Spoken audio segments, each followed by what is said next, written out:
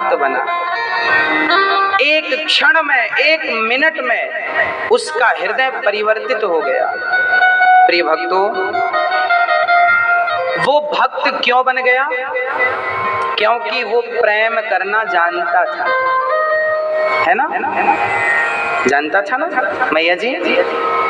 वो प्रेम करना जानता था। वो पहले अपनी पत्नी से करता था और बाद में उसने पत्नी की जगह खड़ा किसको कर लिया? बिहारी जी को। प्रेम करना आपको आ गया तो आप भगवान से प्रेम कर पाएंगे। और आज सबसे कमी यदि किसी चीज की है तो प्रेम की कमी है। पत्नी प्रेम कम करती है पति से, पति प्रेम कम करता है पत्नी से, झगड़े होते हैं। प्रेम का अभाव ही झगड़े को जन्म देता है। प्रेम की पूर्णता केवल आनंद को प्रदान करती है। प्रेम की पूर्णता आनंद की ओर ले जाती है और प्रेम की कमी दुखों की ओर ले जाता है। अब आपको निर्णय लेना होगा कि आपको अपना प्रेम कम करना है या बढ़ाना है। मैं तो कहता हूं कि आप प्रेम संसार के प्रति कम करके भगवान के प्रति बढ़ाइए। पहले प्रेम करना सीखिए। प्रेम नहीं करेंगे भगवान की प्राप्ति नहीं होगी। एक संत आया, एक बालक गुरु जी के पास गया।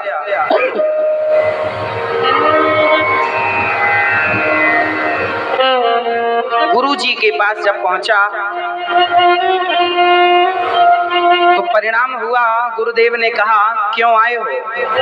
उसने कहा गुरुदेव मैं भगवान से मिलना चाहता हूँ, भगवान का दर्शन करना चाहता हूँ, इसलिए आपकी शरण में आया हूँ। अच्छा, मेरी शरण में इसलिए आए हो कि आप भगवान से? हाँ। तब गुरु जी ने प्रश्न किया, ये बताओ तुम प्रेम किससे करते हो घर में? उस बच्चे ने कहा जो साधु बनने चला मैं किसी से प्रेम नहीं करता, ना तो अपनी पत्नी से करता, ना तो अपने माँ से करता, ना पिता से करता, ना भाई से करता, ना बहन से। तब गुरु जी ने उसे वापस घर भेज दिया, जा पहले प्रेम करना तो सीख। जब तू प्रेम करना नहीं जानता तो तुझे कैसे भगवान की प्राप्ति होगी? हाँ? और प्रेम करना मैं नहीं सिखा सकता। मैं कहूँ कि इस व्यक्ति से प्रेम करो, क्या आप कर पाएंगे? प्रेम कहने से नहीं, प्रेम तो एक अलग ही विषय है। प्रेम तो होता है और गोपियां कृष्ण से करती हैं, सुदामा कृष्ण से करते हैं, मीरा कृष्ण से करती हैं। प्रश्न मेरा आपसे है, आप किससे करते हैं? हाँ, सारी गोपियां भगवान से कहने लगी और भगवान ने कहा पति ही परमेश्वर है, इसलिए पति की सेवा ही नारी का परम धर्म है। नारी का धर्म है पति की सेवा और पुरुष का धर्म है नारी का सम्मान आदर। यत्र नार्यस्तु पूज्यन्ते रमन्ते तत्र देवता। जो पुरुष अपनी नारी का आदर करता, सम्मान करता है, ऐसा पुरुष कभी भी दुखी नहीं होता। पत्नी सदा पति को भगवान की दृष्टि से देखे। यदि हम पत्थर में भगवान को देख सकते हैं तो हम पति में क्यों नहीं देख सकते? हम माँ के भीतर भगवान क्यों नहीं देख सकते? बिन परमेश्वर सोना मंदिर, बिंदिया बिना लीलार सूना, पति बिना संसार,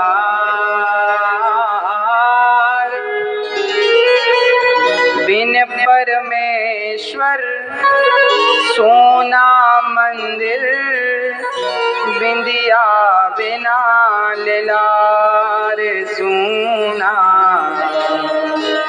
पति बिना संसार।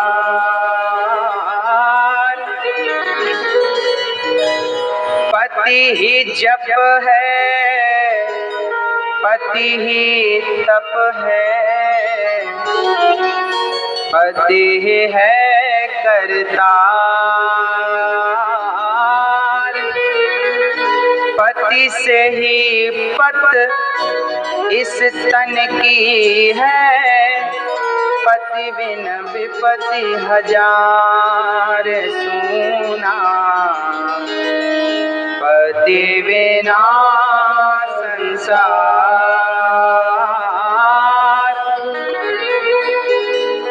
एक पतिव्रत रहे जगत में, सब व्रत है बेकार। नारी का एक ही व्रत है, पतिव्रता। नारी कुछ ना करे, केवल पतिव्रता रहे। पतिव्रता नारी कौन? जो पत्नी अपने पति के सिवा स्वप्न में भी पराये पुरुष का चिंतन ना करे, उसे पतिव्रता जानो। जो नारी सदा सदा अपने पति के लिए भगवान से प्रार्थना करे, लंबी उम्र के लिए मांग भरे, और जो पत्नी पति के भोजन करने के बाद भोजन करे, पति के सो जाने के बाद सोए, पति के जागने के पहले जाग जाए, उस नारी का नाम पतिव्रता नारी है। एक पतिव्रत रहे जगत में, सब व्रत है बेकार। एक पतिव्रता, इसका तात्पर्य यह है कि हम अपना काम ठीक से कर लें तो सब बढ़िया हो जाए। अब आप विचार करो कि पति माँ बाप की सेवा करने वाला हो और पत्नी पति की सेवा करने वाली हो, तो केवल इतने से ही आपका घर स्वर्ग बन जाएगा कि नहीं? हम लोग परेशान इसलिए भी हैं कि हम अपना काम ठीक से नहीं करते। हम पुत्र हैं तो माँ बाप की सेवा करें, माँ बाप की सेवा करें तो माँ बाप सुखी रहेंगे, उनके आशीर्वाद से हम भी सुखी रहेंगे। अब हम लोग क्या करते हैं, माँ बाप को छोड़ देते हैं, तो माँ बाप दुखी होते हैं तो उनकी बद्दुआ से हमें भी दुख उठाना पड़ता है। हम अपने काम को ठीक नहीं करना चाह रहे हैं। विद्यार्थी अपने विषय पर ध्यान नहीं देता। बच्चों से कहो बैठो बेटा पढ़ो, पढ़ते नहीं, मोबाइल चलाते हैं। मोबाइल चलाना इनका काम नहीं है, व्हाट्सएप चलाना इनका काम नहीं है, पर वो पढ़ाई पर ध्यान ना देकर व्हाट्सएप पर ध्यान देते हैं। मतलब हर व्यक्ति संसार का अपने ही कर्म को ठीक से कर ले तो उसका कल्याण हो जाएगा। पत्नी अपने पति की सेवा, पति को भगवान नहीं मानकर वो मंदिर जा करके पूजा करके भगवान को प्रसन्न करती है। शास्त्र तुम्हें ये आज्ञा नहीं देता। शास्त्र कहता है पति की सेवा कर लो, भगवान तुम्हारे घर पहुंच जाएंगे, तुम्हें कहीं जाने की जरूरत नहीं है। और पुरुषों से, हम जैसे पुरुषों से भगवान कहते हैं, शास्त्र कहते हैं तुम्हें यहाँ वहां भागने की जरूरत नहीं है, तुम अपने माँ बाप को खुश कर लो, हम खुद तुम्हारे घर चले आएंगे। तो भगवान को तुम्हें नहीं खोजना, तुम अपने मार्ग पे सही तो रहो, भगवान खुद खोजते खोजते तुम्हारे घर पहुंच जाएंगे। आप अपने मार्ग का, अपने कर्म का पालन तो करिए। कर्मण्येवाधिकारस्ते, फिर वही बात आ गई, तू अपने कर्म का ठीक से पालन कर। अब मुझे बताओ राम जी के बारे में, राम ने पुत्र धर्म का पालन किया कि नहीं? परफेक्ट किया ना। माँ ने कहा बेटा वनवास जाना है, राम चाहते तो प्रश्न कर सकते थे क्यों जाऊं, मेरा भी अधिकार है अयोध्या में, बड़ा बेटा हूं, नहीं जाऊंगा। राम जी मना कर देते तो कैकेयी क्या कर लेती और मंथरा क्या कर लेती, पर नहीं, माँ की आज्ञा का पालन करना पुत्र का धर्म है। तुम अपने कर्तव्य का पालन करो, तुम अपने धर्म का पालन करो, आगे जो होगा सब देख लिया जाएगा। राम ने माँ बाप की आज्ञा के पास नंगे पांव चलकर गुजारा कि नहीं? किस लिए? केवल आज्ञा ही तो पालन करनी थी ना। और आजकल के बच्चे आज्ञा का पालन बिल्कुल नहीं करते। उन्हें क्या पड़ी है आज्ञा कि सारे लोग अपने अपने कर्तव्य का पालन करें। आज के 100 साल पहले, आज के 100 साल पहले या 200 साल पहले या 500 साल पहले कोई कानून नहीं था। क्या 500 साल पहले कोई संविधान था, कोई कानून था? नहीं था। कौन सा कानून चलता था 500 साल पहले? 500 साल पहले गीता का कानून चलता था, वेदों का कानून चलता था। कौन सा कानून? कानून ये चलता था कि हम झूठ नहीं बोलते थे। पहले के लोग झूठ बोलने से डरते थे, उनको लगता था झूठ बोलेंगे तो नरक जाएंगे, हम क्यों किसी को धोखा दें। पूरी जिंदगी में आदमी एक बार भी झूठ बोलने से डरता था। पहले के जमाने में पहले का आदमी पाप नहीं करता था, चींटी को नहीं मारता था। हम हिंदुओं की बात कर रहे हैं, हम हिंदुओं की बात कर रहे हैं, संस्कृति हमारी सनातन संस्कृति की बात कर रहे हैं। पहले लोग गीता का पालन करते। गीता में लिखा है तू कर्म कर, फल की इच्छा मत कर, और तू सत्यम ब्रूयात प्रियम ब्रूयात, सत्य के मार्ग पर चल। अहिंसा ही परमो धर्म, हम अहिंसा के पुजारी थे, हम सत्य के मार्ग पर चलते थे। अच्छा एक बात बताओ, मोरध्वज नाम के एक राजा थे, उन्होंने एक ब्राह्मण को, उनके घर भगवान कृष्ण ब्राह्मण बन के आए, अर्जुन ब्राह्मण बन के आए, और साथ में यमराज शेर बनकर आए। ये बात कब की है जानते हो? द्वापर युग के अंत की बात है। वहां के बाद से कलयुग स्टार्ट हो गया था। कलयुग की प्रारंभ की घटना बोल रहा हूं मैं आपसे, द्वापर का आखिरी बोल रहा हूं। एक मोरध्वज नाम के राजा थे, हाँ, और मोरध्वज नाम के जो राजा थे वो रोज सवेरे दान करते थे, और जो कह देते थे वो करते थे। परिणाम क्या हुआ?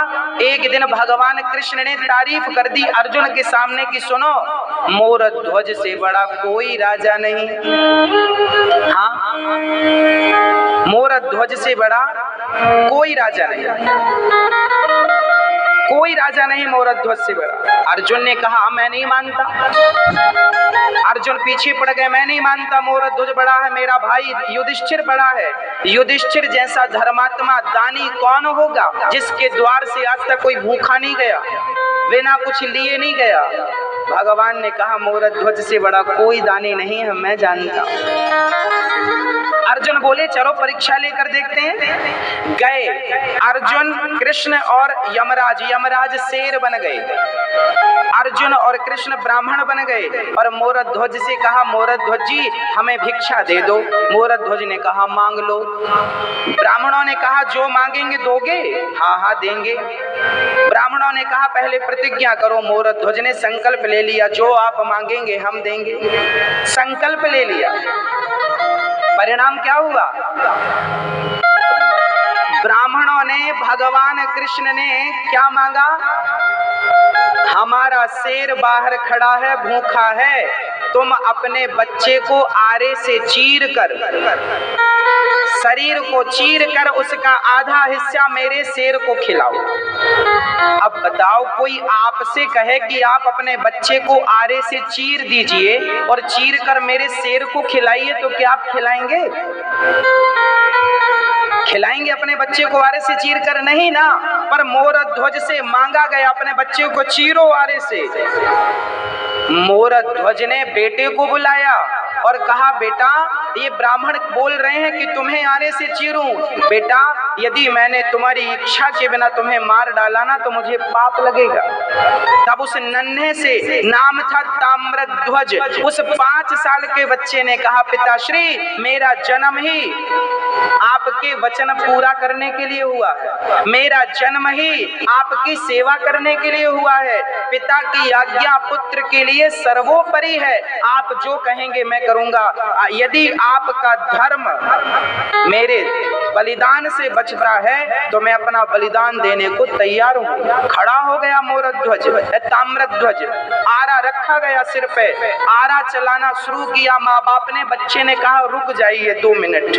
अंदर गया, अंदर गया और रुई लेकर आया, रुई लेकर आया।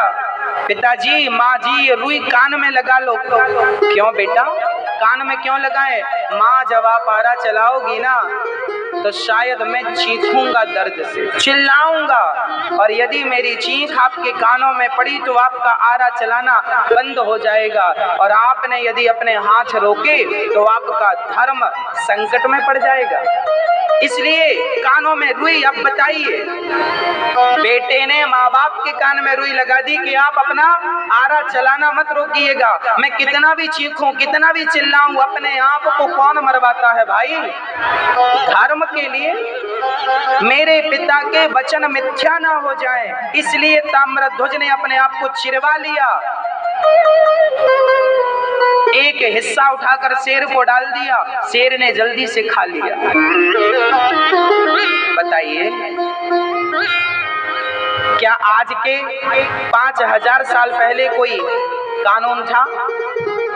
फिर भी लोग गलत करने से डरते थे। अरे ताम्रध्वज ये भी तो कह सकते थे, जाओ मैं बेटे का मांस नहीं देता, इतना ही तो कहना था, कोई जबरदस्ती तो मार नहीं लेता। पर नहीं, प्राण जाए पर वचन न जाए। पहले वचन की कीमत थी, कीमत थी। धर्मो रक्षति रक्षितः, हम और आप, हमारे बाप दादे धर्म की रक्षा करते थे। हमारे लिए सत्य ही हमारा कानून होता था, हम सत्य का उल्लंघन नहीं करते थे। सत्य के लिए राजा हरिश्चंद्र बिक गए, सत्य के लिए ताम्रध्वज ने अपने आप को कटवा दिया। एक भाग लेकर माने, ब्राह्मणों ने कहा एक भाग तो शेर ने खा लिया, उसका पेट भर गया, बाकी बचा गटर में फेंक दो। माँ की आंखों में आंसू आ गए। ब्राह्मणों ने कहा खबरदार रोना मत, नहीं तो मेरा शेर और मैं नाराज हो जाएंगे और तुम्हारा दिया दान व्यर्थ हो जाएगा। आंसू पहुंच लिए। ब्राह्मणों ने कहा ये बताओ आप रोई क्यों? और आपके बच्चे की आंखों में भी आंसू थे, एक आंख में। तब माँ ने रोते हुए कहा महाराज, मेरे पुत्र का एक भाग आपके काम आ गया, दूसरा भाग आपके काम ना आ सका, इसलिए आंसू आ गए कि बलिदान पूरा काम नहीं आ सका। ब्राह्मणों ने कहा ठीक है, अब हमें भोजन कराओ। ब्राह्मण भोजन करने बैठे, उसी क्षण मोरध्वज ताम्रध्वज ने स्नान करके भोजन बनाया। दोनों पति पत्नी ने, जो कि इतने बड़े राजा थे पर ब्राह्मणों की सेवा खुद करते थे, बनाया, थाली परोसी। ब्राह्मणों ने थाली की रोटी तोड़कर मुख तक ले जाकर वापस रख दी। हम आपके घर भोजन नहीं करेंगे। क्यों नहीं खाएंगे?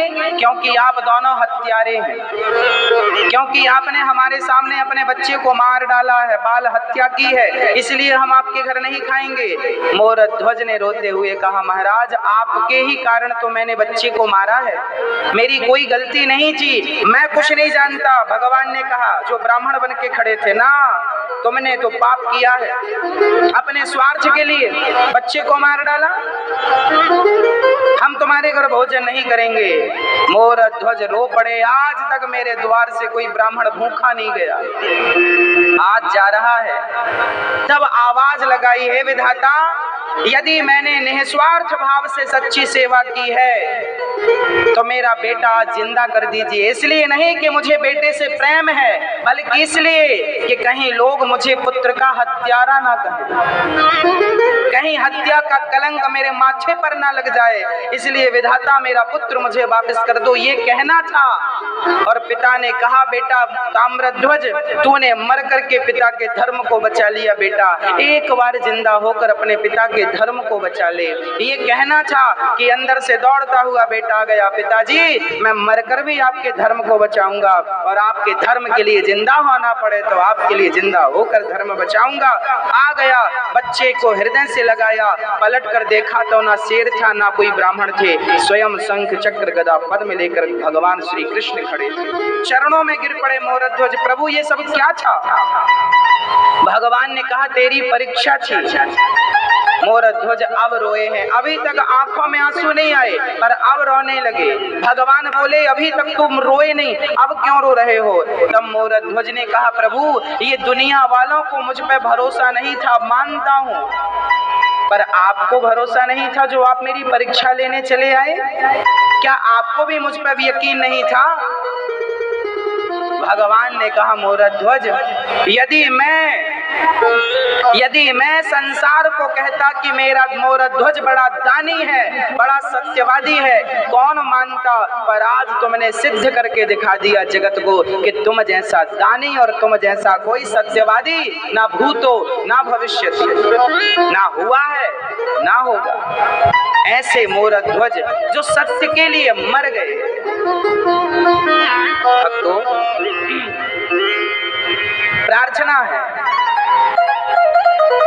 एक पति पतिव्रत रहे जगत में, पत्नी अपने कर्म का पालन करे, पुरुष अपने कर्तव्यों का पालन करे, हम अपने कर्तव्यों का पालन करने लग जाएं, हम सत्य के मार्ग पर चलने लग जाएं, बस जीवन के आधे से ज्यादा दुख समाप्त हो जाएंगे।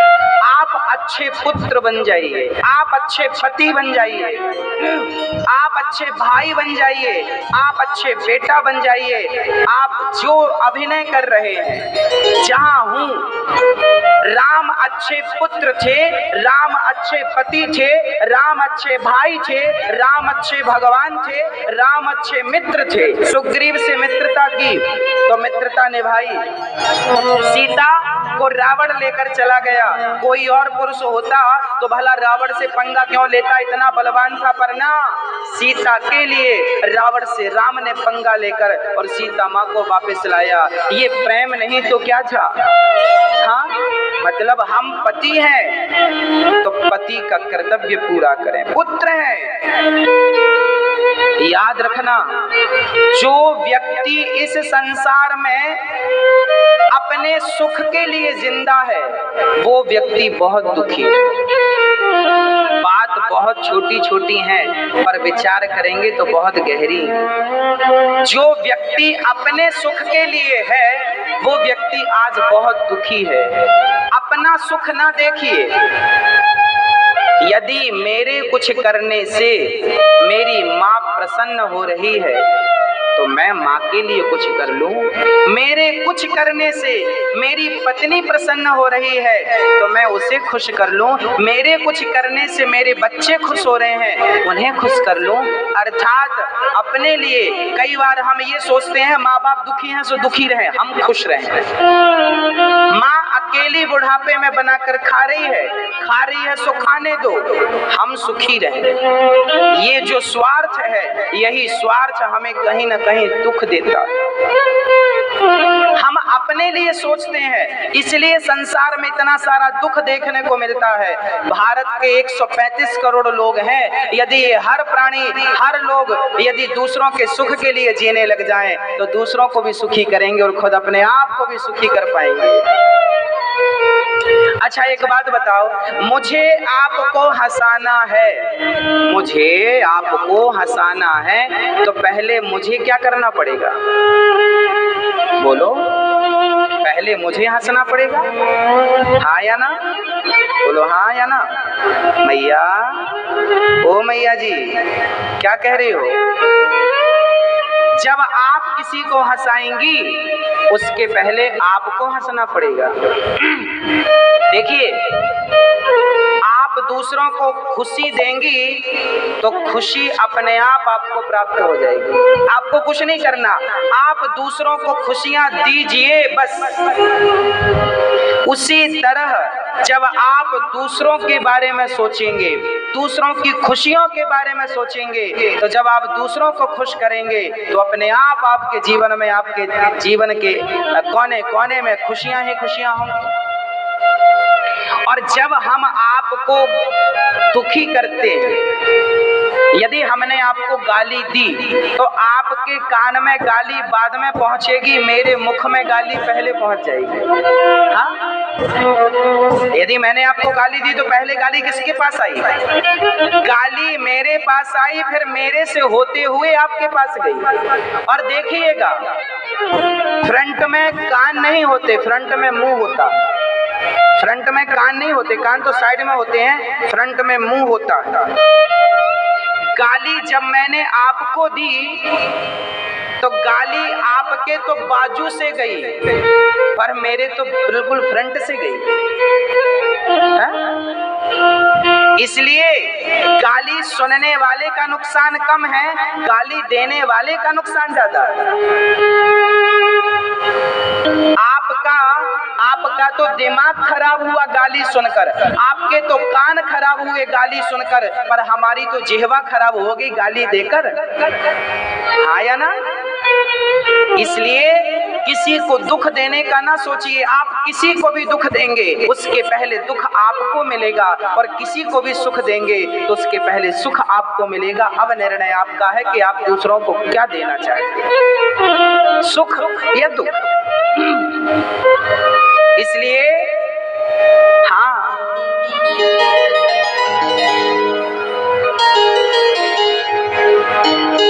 बिन परमेश्वर सोना मंदिर, बिंदिया बिना लीलार सोना,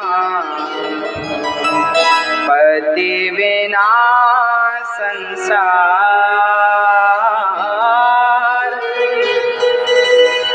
एक पति व्रत रहे जगत में, सब व्रत है बेकार।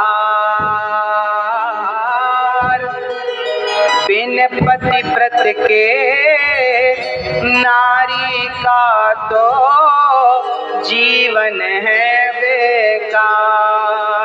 सूना पति बिना संसार। पति ही ब्रह्मा, पति ही विष्णु, पति नरक दाधार। जिस नारी ने कांधा पायो, उसकी नैया पार। सूना पति बिना संसार।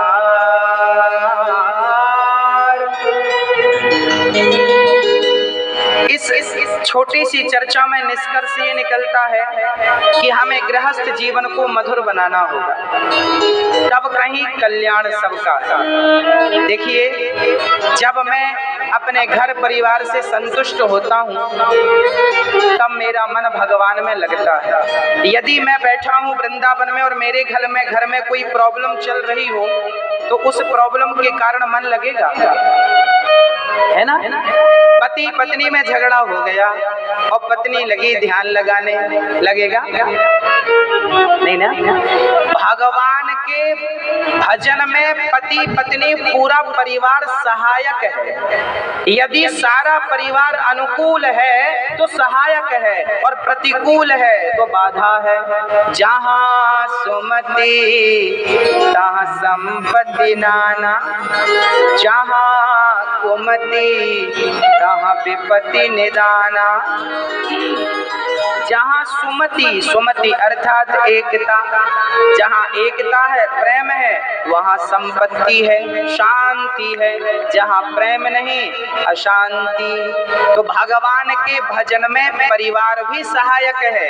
यदि परिवार अनुकूल हो तो पत्नी अनुकूल, पति अनुकूल, बच्चे अनुकूल होने चाहिए।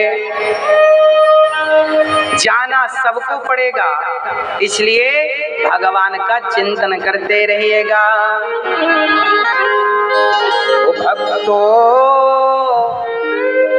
स्वर्ग से आयो है संदेश, बुलावो आग्यो राम को,